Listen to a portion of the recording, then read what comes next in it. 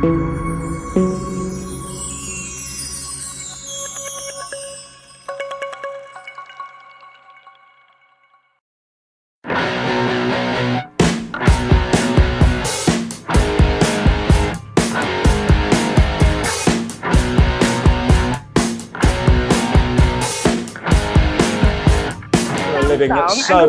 do you do for a living that's so brilliant? Listen, smart-ass. Tomorrow, by the way, you listen to me. This is my program. You need an education. Tomorrow on this program, you don't even know what you're talking about. The video doesn't even get broadcast till tomorrow because you're so fucking thick. You can't even understand. I made it today and it'll be broadcast in the morning. So if you hold your horses, you'll find out what I think tomorrow. Dare talk to me like that, sir. I'll talk to you how I like. You called me, I didn't call you. I warned you once, and I did tell you. That, Make your point. You're getting on me tits. I'm sorry, sir? Make your point. You're getting on my tits. I'm getting on your tits. Tell me, what are you wanting to tell me? It made me ill instantly. No, but what up? Okay, I'm bored. If you can't speak quickly and in English, we hello, who's calling? Yes. Go on then. Hang on a minute. Holy fuck. Okay, I'm bored. I can't do this. Please turn your radio off and speak English in sentences. Hello, who's calling? Hi, darling. You've got to listen to your phone, not the fucking TV. How many more times? All right, we'll do one. On Friday. Sir, can I be honest with you? I got to go. I don't want to hear about your leg. Are you okay now? No, I'm in pain. Right. But the takeaway these things, you know what happens, all the good things and the bad things you have to overcome. Sir, but we'll have to overcome it, you know. The takeaway from our conversation, it was almost a conversation. We can place back into the system. Well, with the greatest respect, if we're coming into the end of my, are you just going to keep talking, or is this a conversation? Am I just listening to you reading out a load of old shite that you want to say on the air, or are we going to actually chat? We can have a chat. I'd rather. I was going to do a joke about if this is the end of existence, I'd rather have a wank than talk to you, but the timing's gone on that one now. What's your point? I'm not disagreeing with you. I'm not arguing with you. What's your point? How does this help? What does this achieve? 2018, we played. Oh, God. No. Okay. I tell you what. I'm bored. Okay. I can't do this. I need a conversation, not a guy reading out a load of shit. Hi, who's that, please? Hi. It's obviously probably another crap phone. Can you stand near your phone or near a window or something, sir? Yeah, I've got the window, mate. It's really exhausting. So, all right, let's talk about the 18-year-old. I've got the story up. His name is Savile Ali. Oh, wait a minute. No. Right, Savile Ali was the driver of the taxi. Taxi driver Savile Ali, 28. Sir, you've got to get this right. He was the taxi driver. He was not the guy. Yes, no. He was the taxi driver. Yes, I know. Yes. Right. Okay, so he wasn't the guy who drove the 15-year-old. Oh, right. Yeah, right. He wasn't the 15-year-old. No. Right, sir. Okay, can we start this conversation? Leave this to me. Right. I know what I'm doing. Yes. Leave this to me. I know what I'm doing. Tribute. Yeah. So, taxi driver Savile Ali is the victim, sir. We must make this clear. No, that is what I was saying. I said the 18-year-old. I know, but you said that's Savile Ali. I need to be very clear that he was the taxi driver coming in the other direction. No, the taxi driver. I've got sympathy for his family and the passenger. That's who I'm talking about. Just say a life of gripping and grinning, as I call it, going around having to meet the public is fucking torturous. One had a terminal stroke. You're not listening to me, for fuck's sake. Shut up. Let me get to the end of a frigging sentence. How old are you? How old are you?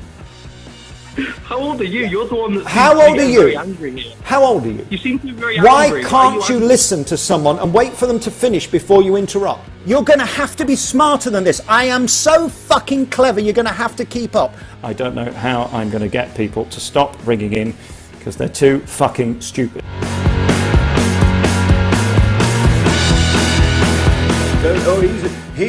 please see you next Tuesday. Oh, really? You're going to tell me that, Mariana? How are you qualified? You look like you should be on OnlyFans, not sat in a BBC building questioning people who are trying to go about their business. You don't even know how to do your hair and makeup, love. Try a middle parting, a bit of hair dye, bit of foundation and lipstick. Then you might not look like a biffer. That's what I say to you. I'm here to help. Instead of having a beautiful blonde Cinderella, they have to have one that looks, well, like she's been dragged through a bush backwards and needs her hair combing dyed and also maybe eating a little more kale or quiche Lorraine. The problem with children. Now, she's chosen to talk to Ulrika Johnson, who is again another lady who in my belief is flawed, a lady who is past her prime visually and therefore does anything she can to get attention, even if it's shambolic and embarrassing. I phoned Tarquin earlier. He said, I'm busy watching the women's football. So I switched it on. They could have put a bit of eyeliner and makeup on now, couldn't they? I presume they're called lionesses because they've all got a big beard. I watched a bit of the football. It put me in mind of the last time my nephew asked me to go and watch on a Sunday in the park. There seemed to be a lot of dribbling going on, downstairs and up. Does anybody like watching women play football, other than perverts sat on leather sofas with a toilet roll in the other hand? It looked very lazy to me, but we wish them well and congratulations on winning with very, very substandard levels of football and energy from what I saw. Hello, who's calling, please? You dream of sucking on my man penis like one of those fucking women footballers who've got moustaches. I can tell. And people who are plain, can I give a bit of advice to ugly, plain women particularly, with terrible teeth, halitosis that can strip the paint off an ironing board, a smell of a fishmonger's, and a hair that's so greasy you could fry chips in it. Try putting a bit of fucking lippy on and go down Primark and get yourself a bit of razzle-dazzle with a few sparkles on one of those cheap $9.99 fucking shirts. I'll buy you one. Anyway, they've got to be attractive. We don't want any old bags or anything. They've got to look like my friend here, Gladys from Ukraine. If she's available, she can come here and I'll let her do, she can get out my Violida mop from time to time and have a little poke around. But she has to do it in that particular outfit. It's very important. Women are getting together, having effectively a massive coffee morning, stood around knitting and moaning about men, when they should be isolated in their house doing the Sunday roast. Cyberbullying for talking about Carol Vaughan Knox's huge tits and arse. I don't think so. Misogynistic, they said. How very dare you? Nobody's a bigger fan of her tits than me.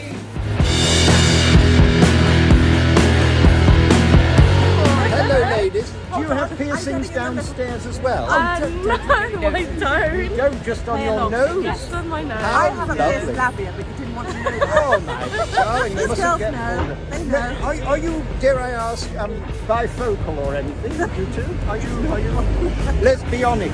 No. No, you just, well, it's very interesting. It's a Friends. Oh. We haven't seen each other in like 10 years. We're outside a sex shop. That's why I was wondering. You see, look, Peep Show.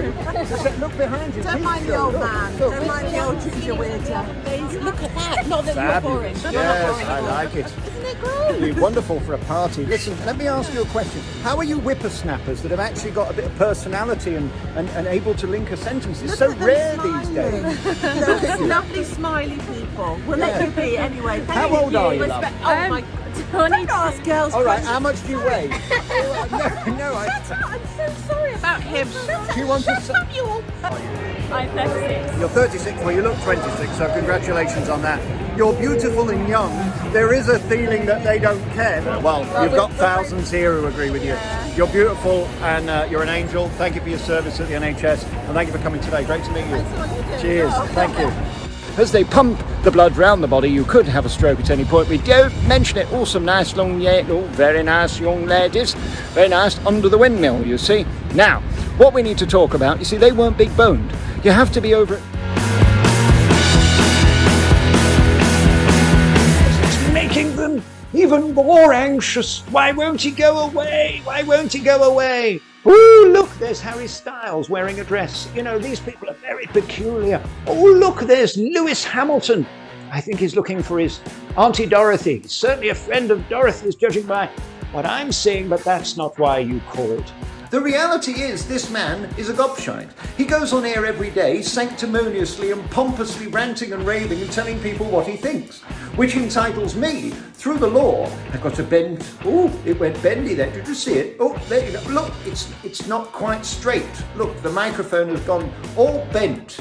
Anyway, back to Stephen Nolan.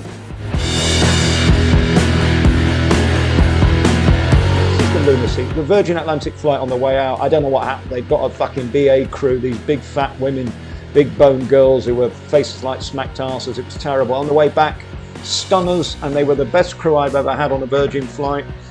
Really incredible. Tarquin, chase me. Come on, chase me. Look what we've found here. My three friends. Look, Vanessa, Gemma and Arj. They've just been filming a new thing called Fat Friends Anonymous on the farm. Jim Beast. And this one's lovely because we've got a big boned Belle. Now this one's lovely, you'll see it in a moment. We've got a lady of colour who's the first 47 stone Belle. Now Belle is Jewish for beautiful, you see. I believe that's what language it's in. Well, she's certainly beautiful as long as she doesn't fall on you.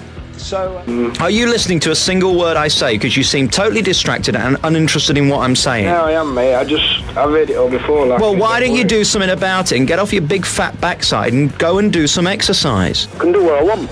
Don't you realise you're killing yourself? I feel fit enough. No, but you know your heart can't take the strain of you being 22 stone for very long. Well, I've been this weight for quite some years, and I ain't got no problem. How old are you now? 38. I bet you're dead by the time you're 50. No. Why did you invite that big fat pig Vanessa Phelps to that wedding? I cannot stand that woman. I just find her repulsive to look at. I think she's a hypocrite. She's a woman who was fat and said, I'm happy being fat, and the minute she gets dumped by her husband, she loses 16 stone and she's still obese. Can't bear the woman. if you put morbidly obese Morgan together with Gemma Collins and Adele when she was a fatty, you would equal one Stephen Nolan. As we look through the newspapers today, we see a GBBO star, apparently. Adlington is her name, Thunder Thighs is the game. Look at her. Imagine if she fell on you. This lady, of course, had a wonderful Christmas. Can I do the gag again, please? It's my favourite. Edit, Tarquin. She had a wonderful Christmas. She had her festive fisted turkey with 2 pints of water. One to drink and the other to cool down her knife and fork. Look at the size of it. My goodness, this is apparently something we need to celebrate, being morbidly obese and unhealthy. Who does she think she is?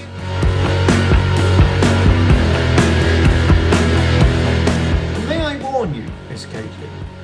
I would suggest turning up at a Roy Chubby Brown with hundreds of Roy Chubby Brown fans and standing outside with a placard saying you don't like Roy Chubby Brown, cancel this concert, is a very, very foolish move, my dear. I would say it's a fool's errand, and I would say that you probably should take some security with you, because you're a very brave / stupid lady for thinking that the place to have a protest about Roy Chubby Brown is at a Roy Chubby Brown concert. I wish you well, my darling. I don't think this is going to go very well. If somebody could film this lady doing this, I'd like to see it and put it on my channel too. Good luck with that, and I wish you a Merry Christmas, and have fun at the Whitby Pavilion where Roy Chubby Brown is performing. That a lot of people are going to come and see you.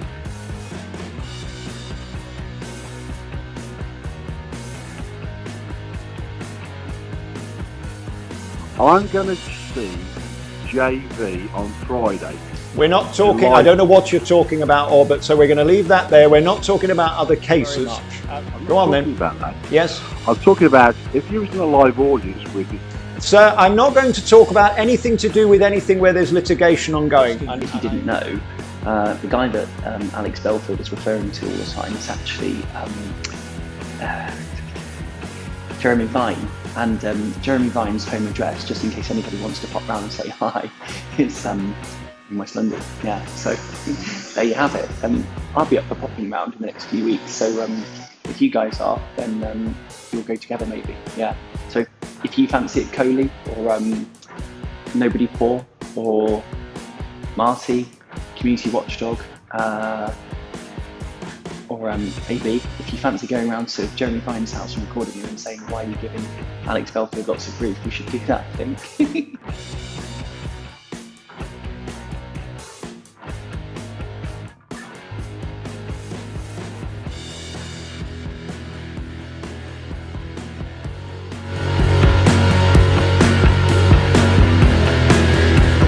These people don't understand that Celebrity Radio is registered as a charity, and whatever I earn through this charity goes to charity. So fuck off. Like I'm doing through YouTube. I would never ask my punters ever to put their hand in their pocket. I beg you, do not give money by GoFundMes and PayPals and all these other pledge sites.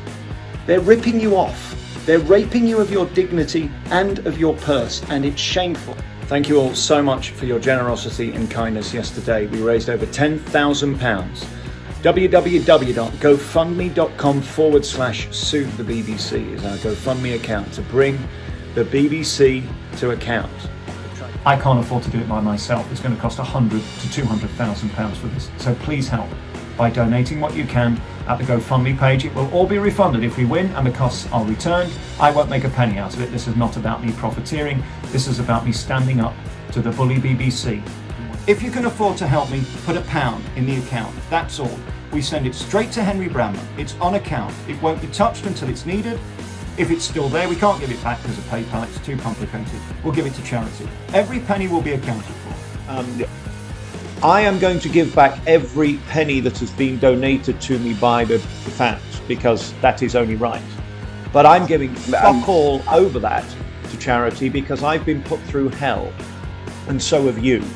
And if I win money, which I'm going to over the bomb thread, I ain't giving it to fucking charity. I'm going to help my sister pay off her mortgage, or help my mum and dad have a holiday because they've had to. So you should don't look at me and argue over £1. I'm not talking to you. I'm just talking to the lefties. Don't worry about my £1 that my fans are willing to give me to save my life and freedom. You are my heroes, and you have saved my life and my career. Tomorrow morning at 9 o'clock, we have a meeting with the QC, 2 barristers, and we're going for gold. Tomorrow we will send over the money. I will put on Twitter and here a video with full proof that all the money has gone. No problem at all there. There's no shenanigans. There's no tippy-tappy nonsense going on with me. I simply need to borrow the money, if you like, to get this through process, to get it started, to then be able to sue people to claim it back. So as soon as that happens. And you donated money on trust, believing in me. And thank you, because despite the fact I've not been able to sue them yet because the police have prevented it, we will. I am. I have nothing to hide. I'm probably the most transparent guy on earth. And I'm looking forward to my day in court. We're going to take a new approach. I think self-representing in these cases is the way forward for me, so I can ask the questions I want to ask, get them in court, see what the Chief Constable wants to do about it, and let's see if we can get some justice.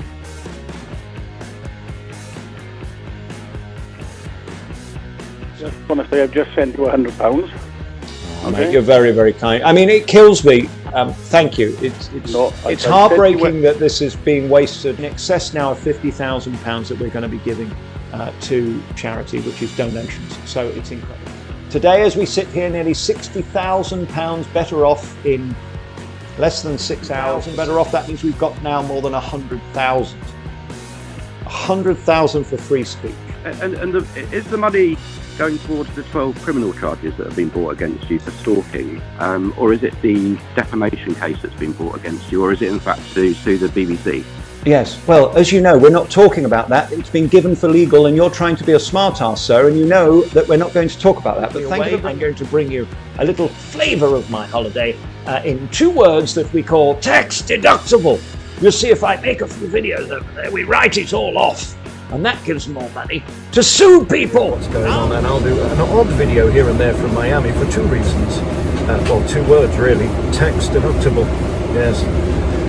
Those holidays don't pay for themselves. Right. Let me let you into a secret. You can't bankrupt me. It's impossible. I've got an army of people behind me who will save me should I not have enough money in my bank account, which I have, should I lose. And if I can't wait. Thank you for your support. Without you, I wouldn't be here. Without your donations in the beginning, and some people say he still keeps asking for money. I haven't asked for money in over a year. I'm doing quite fine, thank you. To keep continuing to pay these 10,000s here, 25 grand there, 50 grand here. About the cost for the case. I said it had cost me 350,000, and one of the confusing things for people is that I self-represented in the Crown Court. It is beyond my comprehension that I've already invested at that point, I think it was over £310,000. It's now cost me over £350,000. Now, the reason I said it was over 300,000, as you know, I've just told you, 190,000 has already been spent with Henry Bramman. On top of that, I had to spend 2,000 a week on my legal clerk in court, so that's another 12 grand.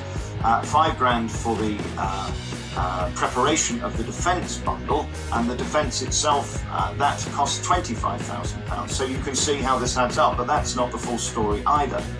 You'll remember every time I was arrested without a warrant, they took my equipment, and that had to be rebought, thousands and thousands of pounds. You'll remember when the bomb squad came, that was no further action, but they smashed down my door.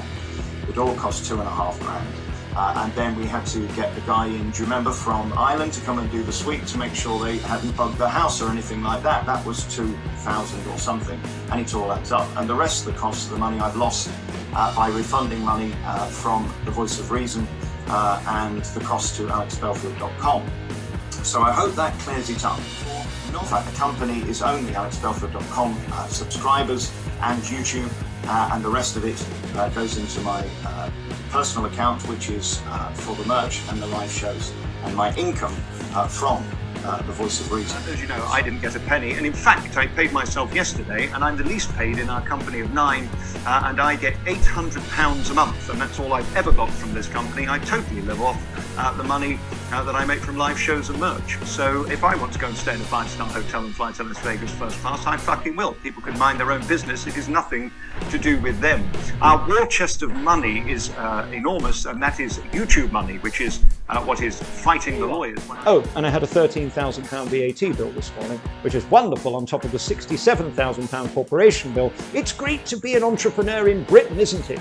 That's what Boris wanted us. As you know, when I started the GoFundMe campaign to sue the BBC, it was to find out who had written an email, and we now know who did that, and it was to be compensated for the contract that wasn't paid, and we now know why that didn't happen. The reality is that contract was worth £12,000, and that is all you can win. You can only get the money from the High Court that you are owed. What is the point me spending £100,000 on lawyers to cost the licence fee payer to win virtually nothing costs? There is no point suing the BBC. The GoFundMe was closed, as we know. That was another thing that came out in the Crown Court by Nottingham Police, and so be it. They chose to do that, and we'll get to that when we do.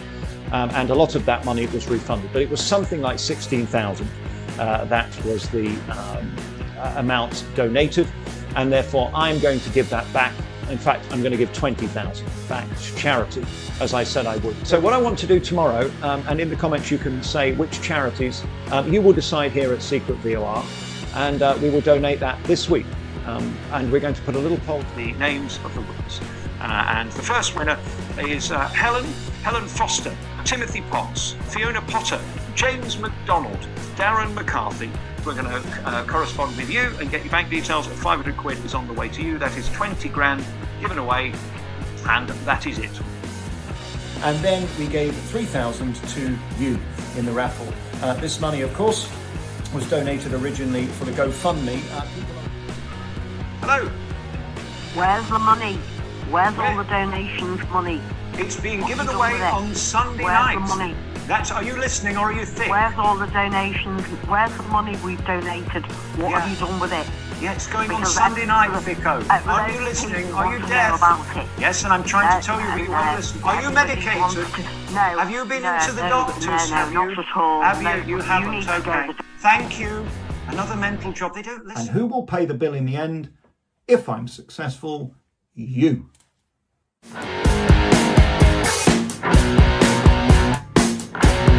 That you could take down your bosoms and become a man when you're a woman, or indeed to put a t-shirt on, I've had an abortion too. These people are sick in the head, deeply unwell and need help, and we are not saying it. We can't say it because we have to be politically correct. Well, I'm not politically correct. I'm not embarrassed to say it. I think doctors should be sectioning these people and giving them severe mental health advice. And in some cases, locking them up and throwing away the key. Who've got no rather have people who chop their own penis off, you see, who've got no ratings. So I can't do much about that, really, you see, because they'd rather bang out news and have transgenders on the air than people who the public... Hello, who's calling? Hello, I'm a transgender male. I just wanted to say I've just heard what you were saying about Stephanie Hurst. Listen, by the way, people say to me, you're transgenderist. I'm not. If you want to chop your cock off, feel free. I'm not transgenderist. She's crap, and her figures prove it. Listen, I did know Simon when he was Simon, and I had great respect for Simon Hurst. She. No, Simon Hurst wasn't a she, Simon was a man. Don't correct me on my wording. No, Simon was a man, he had a cock. Stop that. Okay? Stephanie now is a woman. You stop that. Yeah. You stop that. No, Stephanie's now a woman, but Simon was a man. Can we agree on that? I'm not sure we can. Well, no, Simon was a man. Simon Hurst was a man. You're not going to argue with that, are you? That would be stupid. Like the drag queens and yes, perverts. Yes, we mustn't have children being shown private parts by these perverts and nonsense disguised as reading stories in libraries and brunches in America. No, these perverts with the tits and cocks out in front of children, they should be locked up, and I hope they rot in hell. Yes, what do you think about these perverts? And they're not all like it, it's just a lot of them. They deserve to have protesters bring them and hold them to account. I think the notion that our children would see a man in a dress who is not trans, this isn't trans, it's nothing to do with trans, we're all pro-trans here at the Voice of Reason for that very tiny 0.3% of the population. These are men who are often mentally ill, who go and put on a frock and then get their private parts out dancing and jiggling with children. They're paedophiles in disguise, and we need to be very cautious before we allow them without checks into any public building. And why do they need to do it dressed as a woman? Do it as a man. If you want to read stories to children, read them as a man, like a grown-up person, not an infantilized pervert. Well, it's getting toxic now, isn't it? Apparently the love is in the West End. The twirlies are encouraging these rape toilets where you go in and men are pissing by the urinals and ladies are clenching in trap 2. You see, the problem with all this is that it was designed to make life easier for those who are a bit ambivalentious, those who aren't sure whether they're Arthur or Martha, those who have gender issues. I say, stark raving fucking bonkers, most of them. They don't know whether they're in Bombay or Morecambe Bay, let alone which hand to use whilst wiping their... Yeah, it's Alex Belfield here at Celebrity Radio with a brand new series this autumn called Up the Back Passage. We'll be going through the stage door, penetrating the inner circle of the West End and musical theatre. We'll be talking to the stars. We'll meet the giraffe from The Lion King. We'll talk to the broom from Wicked. And we'll meet the hemorrhoid harassers who are there at stage door waiting at the end of the show, making cast cringe as they want a selfie and an autograph, waiting in their anoraks for hours on end in the pouring rain before they get on the bus home to their mothers. A brand new series then, it's authorised by the biggest producers. Sir Cameron and Lloyd Webber want us to enter their back passage to meet their cast and crew. We cannot wait, and we thank you. But that's why the gay community is so toxic, because, you know, they have got what they think they want to be, which is looking like Duncan from Blue today. And I've noticed a pattern of these little mishkites, these little ugly fat gay people who seem to have a chip on their shoulder. Now, I'm wondering if you've got a son or a grandson who's similar. What is it? Are they watching too many drag race programs? Why are the young gays so vitriolic, so spiteful, so nasty, but most importantly, so jealous? Who has brought them up to be so entitled? Or is it just the West End Wendy's, these little mishkite people who hang around stage doors? Do you remember that Backside Joe who was trolling us the other day? I think that was his name, Backside Joe. And he had a warning and he apologised and he said, "Oh, I'm terribly sorry, I didn't mean it, it isn't me, this isn't who I am, I'm not like this. This is me, here I come," and all that business. And then a day later he was back trolling again. So I'm wondering if you're aware of this, or is it just me that's noticed? It's always the ugly ones, by the way. It's not the hot, attractive gays, because they're fabulous. And of course, we know the old queens, they're the best in the business. They're fabulous to have dinner with. But this sort of 18 to 30-year-old age gap of the gays? What is it with them that they're so angry and bitter and twisted? Or is it just because they've got an incredibly tiny man sausage and they can't get laid on the grinder? Talking of... Why are so many people on these antidepressants? Why are so many people miserable and incapable of enjoying their life? Is it because they are medically unhinged? Is it because they are medically unstable? Or is it because they're just a bit weak and namby-pamby and need a pill to get out of bed in the morning and a sleeping pill to sleep at night, and then another pill to get up in the morning and another pill to get ready should the wife choose to jump on top of you? To the NHS, no wonder they can't save people's lives. No wonder they're on the knees. No wonder the hospitals can't cope, because we're too busy spending money on people who need to pull the socks off, get a life and get out of mine. I'm telling you, 99% of these whippersnappers who go there boo-hooing because I'm not doing my dream job anymore. Oh, this is terrible. I can't go to McDonald's because I can't afford the petrol. Oh, grow up. I'm sure it's 50 million a week. It is outrageous, and we cannot afford for people to take advantage of the system simply because they want to do the old ITV daytime trick of pretending that they're the biggest victim and that they need the most help because I'm sad. Should he be prescribing antidepressants? Is he qualified? You're not? Well, he's not, is he? He's a doctor. You're not? What does that mean, concentration? Well, it's hard to concentrate on certain things for a long period of time. Okay. What's that got to do with depression? Because those two things are very different. Well, they're not. They are interlinked, but not directly. Correct. Are you sure that you're not just sad, which is absolutely justified if you've lost people you love? So what I'm trying to get to you is, are you just human and reacting to death and grieving? Or are you actually in need of these tablets? From what you've told me, and I'm not a doctor, but I'm just talking to you as a human being, and I've probably got more time than your fucking doctor has. You're not medically, manically depressed. You're actually just sad, which is legitimate because you're grieving. That this guy is not qualified and shouldn't be handing out pills. He should be ashamed of himself. I don't think you should be on them, sir. I think you're grieving. And counselling, talking, friends will help that. Pills won't. Pills will make you subhuman. Interesting. The same man who gives you pills suggests CBT. I find that riveting because they couldn't be further apart. But one of them costs money in real time. One of them is a box of pills. That's interesting. Yeah, I don't know. I don't think you come across to me as a clinically depressed person, sir. I think you're human and alive, and sad things happen. I think you shouldn't be on them. Ask your doctor whether I'm right, because I think because I can't tell you to do this, and I never would. Go to your doctor and tell him what I've said, and feel free to tell him who fucking said it if needs be, and say to him, I would like to find a way of coming off these slowly and safely.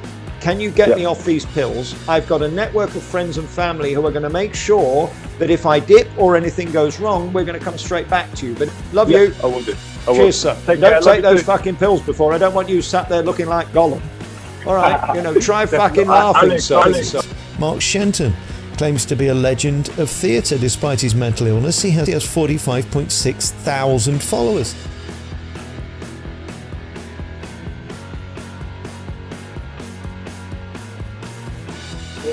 People are so thick.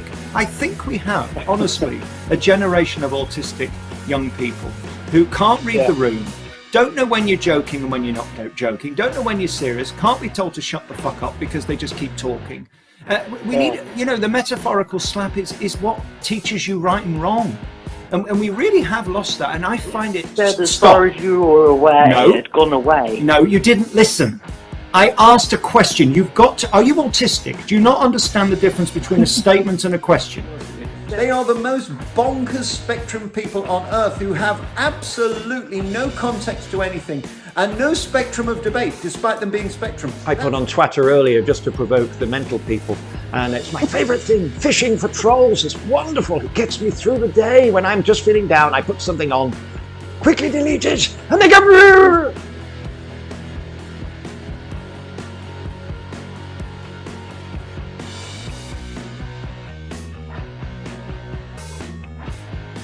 there'll be troll fishing. That's far more fun. Hoping they find a close-by car park and a short piece of rope.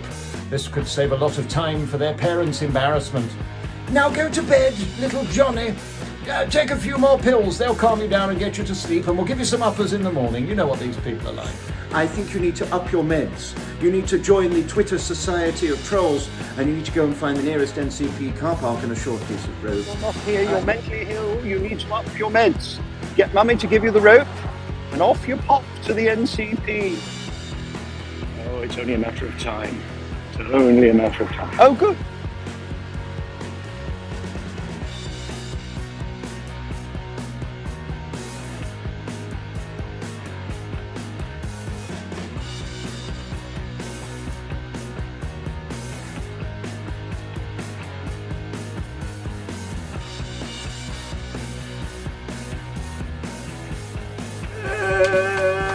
Mental, take some pills. Come on, mummy, up the dose. Mummy, up my pills. Do you have that piece of rope for me? You are a loser, you're very spectrum. You're in your mother's back bedroom, you need to take more pills. And Google the nearest address for an NCP car park. Put yourself out your misery. And one will sooner or later. It's only a matter of time. They're watching now. Sat there wanking off with a rope in one hand and their cock in the other. People only make up 1% of walkers in the countryside. Now, what the fuck does this mean? Well, that's perhaps because 19% of them who live in London don't want to go round walking, they want to go round stabbing. I don't fucking know. I mean, what kind of nonsense is this? Maybe black people don't like walking. I don't know. It's not my fault. Are we Caucasian people? Are we prevent? I love how we say we've got to get diversity in different areas of our community, like pantomime. They say we've got to have black and BAME performers in pantomime. Well, the BAME people don't generally go to pantomime. They don't understand it because it's a British tradition.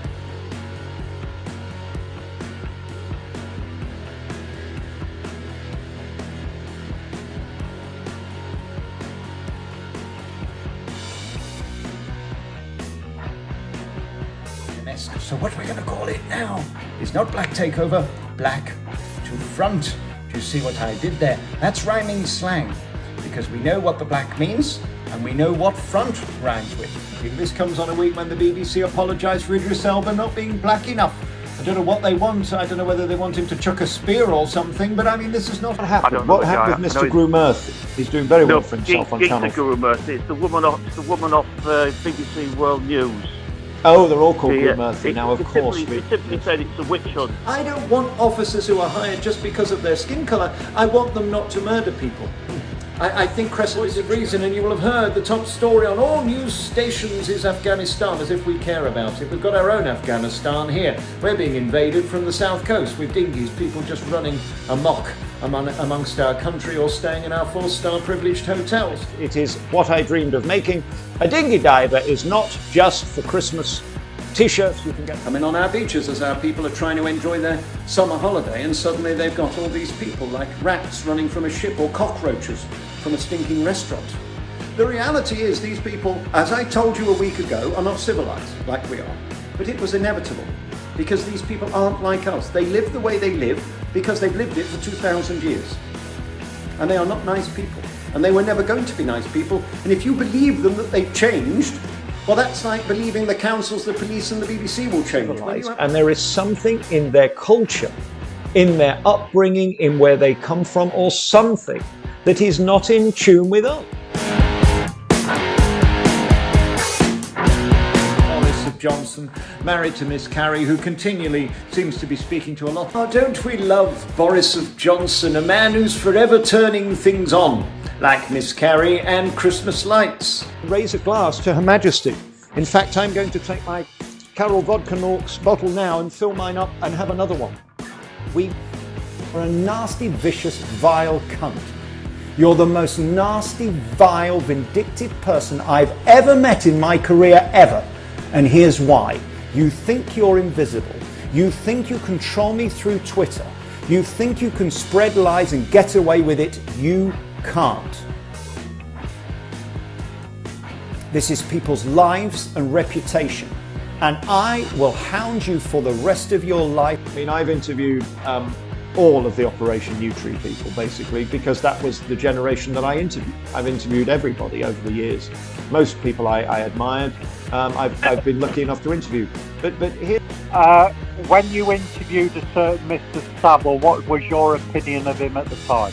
Utterly charming. He was the greatest con artist on earth, but I still don't believe he did half the things they'd accused him of doing. When you heard about it? When you heard what he was doing, was you shocked? Well, yes, but I don't believe half the things they've accused him of he's actually done. That's the problem. Bonkers people, we need to be very scared. Anybody wearing a mask, I think now, should be sectioned under the Mental Health Act. No pressure. I'm not going to keep you. I just want to make it short and sweet. You couldn't write that.